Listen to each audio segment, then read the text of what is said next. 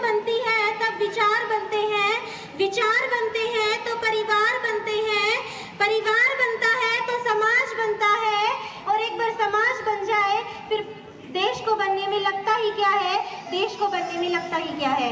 सरस्वती प्रांगण में उपस्थित अतिथि महोदयगण, मेरे प्रिय बहनों और भाइयों, आज मैं तन्नू कक्षा 11वीं की तरफ से आप सभी के सामने एक भाषण प्रस्तुत करना चाहती हूँ, जिसका उचित शीर्षक है शिक्षा और संस्कार। मुझे आशा ही नहीं अपितु पूर्ण विश्वास है कि आप मेरे भाषण को ध्यानपूर्वक सुनेंगे और गलती होने पर क्षमा भी करेंगे। शिक्षा अगर स्तंभ है तो नींव है संस्कार, सद्गुण सुख की खान है जिस पर टिका संसार, जिस पर टिका संसार। शिक्षा सभी के लिए जीवन में आगे बढ़ने और सफलता प्राप्त करने में सहायक है। यह हमारे आत्मविश्वास को विकसित करने के साथ साथ हमारे व्यक्तित्व निर्माण में भी सहायता करती है। स्कूली शिक्षा सभी के जीवन में महत्वपूर्ण व महान भूमिका निभाती है। प्राचीन काल से ही शिक्षा का प्रचार प्रसार चलता आ रहा है। तब की शिक्षा आज की शिक्षा से बिल्कुल अलग थी। तब विद्यार्थी गुरुकुल में गुरुओं की देखरेख में शिक्षा ग्रहण करता था।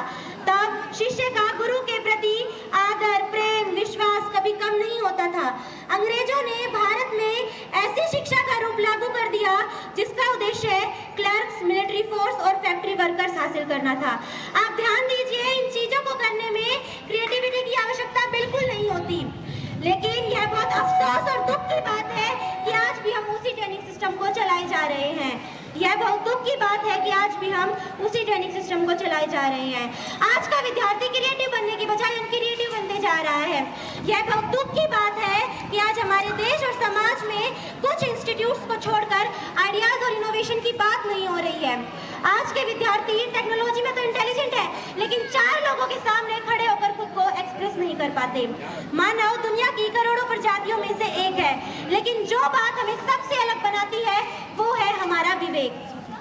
प्रत्येक स्टूडेंट को अपनी लाइफ में एक द्रोणाचार्य जैसे गुरु की आवश्यकता होती है, लेकिन आज शिक्षा का रूप एक व्यापार हो गया है। अभिभावक सोचते हैं कि जितनी ऊंची इमारत, जितनी ज्यादा फीस, जितनी ज्यादा सुविधा, वहां उतनी ही अच्छी शिक्षा दी जाती होगी। लेकिन मेरा मानना है जब सोच बदलती है तब देश बदलता है, जब सोच बदलती है तब देश बदलता है, और सोच को बदलने के लिए एजुकेशन के नजरिए को बदलना होगा। सोच बदलने के लिए एजुकेशन के नजरिए को बदलना होगा। संस्कार के शिक्षा के साथ साथ संस्कारों को भी ग्रहण करना होगा। अगर बनना है जीवन में सर्वगुण संपन्न, तो शिक्षा के साथ साथ संस्कारों को भी ग्रहण करना होगा, संस्कारों को भी ग्रहण करना होगा। शिक्षा मनुष्य के जीवन का अनमोल उपहार है। हमारे देश के विद्यार्थी ही देश के भावी नागरिक बनते हैं। जब उनमें संस्कारों का विकास होगा तभी वे, परिवार, समाज और देश तभी आगे बढ़ेगा। मेरा मानना है कि यदि बच्चे को कोई उपहार न दिया जाए तो वह कुछ देर तक रोएगा, लेकिन अगर शिक्षा और संस्कार न दिए जाए तो वह जिंदगी भर रोएगा, तो वह जिंदगी भर रोएगा। केवल शिक्षित और किताबी ज्ञान होने के कारण हमारे देश और समाज में जो घटनाएं हो रही हैं, उसका एक उदाहरण देकर मैं आपको बताना चाहूंगी। ये राजकोट में रहने वाली एक स्कूल अध्यापिका जयश्री बेन के जीवन की कहानी है। दुनिया की हर माँ की तरह उसने भी बहुत सारे सपने देखे, अपने बेटे को खूब पढ़ाया लिखाया। बेटा सफल भी हुआ और प्रोफेसर बन गया। डॉक्टर भाऊ से शादी हो गई, घर में पैसों की कोई कमी नहीं रही। सब कुछ अच्छा चल रहा था कि बुरे दिन ऐसे आए कि बूढ़ी माँ को लकवा मार गया। हाथ पैरों ने काम करना बंद कर दिया। बूढ़ी माँ बीमार बिस्तर पर पड़ी रहने लगी।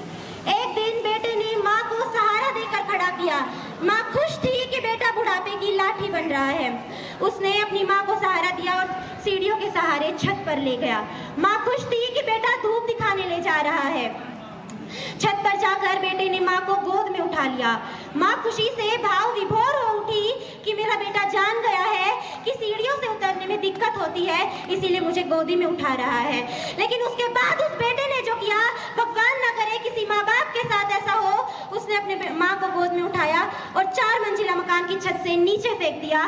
4 मंजिला मकान की छत से नीचे फेंक दिया। 3 महीने बाद एक पड़ोसी ने जब अपनी सीसीटीवी कैमरा की जांच करवाई तो पता चला कि माँ गिरी नहीं थी, उसके बेटे ने उसे मारा था। पुलिस के पूछताछ करने पर प्रोफेसर ने बताया कि मैं अपनी माँ की बीमारी से तंग आ गया था और उससे पीछा छुड़ाने के लिए मैंने उसे मार डाला। इल्म की तासीर जब गुरूर में बदली, बुनियाद आफत समझ बैठी औलाद। इस तरह की शिक्षा जुर्म में बदली, इस तरह की शिक्षा जुर्म में बदली। आप सभी अतिथिगण एक बार अपनी आंखें बंद करके सोचिए कि हमारे देश और समाज में न जाने कितने माँ बाप ऐसे हैं जिनके बच्चे होते हुए भी उन्हें 2 वक्त की रोटी का इंतजाम खुद करना पड़ता है। मैं आपसे पूछती हूँ कि ये घटनाएं हो क्यों रही हैं? ये घटनाएं इसीलिए हो रही हैं क्योंकि हमने अपने बच्चों को अच्छी शिक्षा तो दी लेकिन संस्कार नहीं दिए।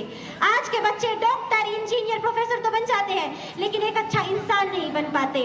तारे ज़मीं फिल्म का वो दृश्य याद कीजिए जब बच्चा अपनी माँ का पल्लू पकड़कर रो रहा होता है कि माँ यूं ना छोड़ो मुझे कि घर लौट कर भी आ ना पाऊं, यूं ना छोड़ो मुझे कि घर लौट कर भी आ ना पाऊं। क्या इतना बुरा हूं मैं माँ? क्या इतना बुरा हूं मैं माँ?